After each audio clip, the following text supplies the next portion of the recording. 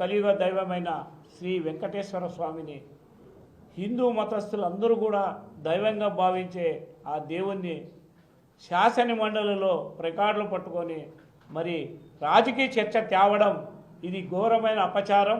Placards పెట్టుకొని చెప్పులు ధరించి బూట్లు ధరించి మరి ఆ దేవదేవుని మరి అవమానించడమే కాక యావత్ భక్తులను ఈరోజు మనోవేదానికి గురి చేసిన వైసీపీ నాయకులు మరి జగన్మోహన్ రెడ్డి గారికి నేను ఒకటి అడుగుతున్నా, 5 సంవత్సరాల్లోన జరిగిన దేవస్థానాల ఘోరాల్ని ఒక్కసారైనా నువ్వు దాన్ని మీడియా ముఖంగా కానీ నీ మంత్రులు కానీ నీ శాసనసభ్యులు కానీ మరి పరిశీలించారా?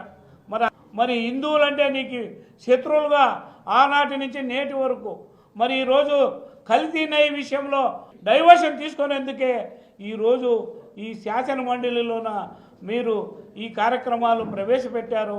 ఇలా నరేంద్ర మోడీ గారు కానీ మరి చంద్రబాబు నాయుడు గారు కానీ మరి పవన్ కళ్యాణ్ గారు కూడా హిందూ మతాన్ని కానీ హిందువులు కానీ ఇతర మతస్థులు కానీ ఎలాంటి సంఘటనలు జరుపుకోకుండా ఈరోజు అభివృద్ధి వైపు సంక్షేమం వైపు ఆంధ్రప్రదేశ్ వికాస భారత్ వైపు నడుస్తున్న సమయంలో మరి పోలవరం అయితేనేమి అమరావతి అయితేనేమి అన్ని కార్యక్రమాలు అభివృద్ధి చెందుతూ ఉన్నప్పుడు ప్రజలు దీన్ని రిసీవ్ చేసుకుంటారేమో, ప్రజలు ఆమోదిస్తారేమో అనే ఈ శుద్ర రాజకీయాలు మరి కుట్ర రాజకీయాలు ఫ్యాక్షన్ రాజకీయాలు మరి ఇలాంటి రాజకీయాలకు తెరలేపి మరి భాష అయితే రపరప అంటావు, లేదంటే మరి ఇంకొకటి బట్టలు ఊపి కొడతానంటావు.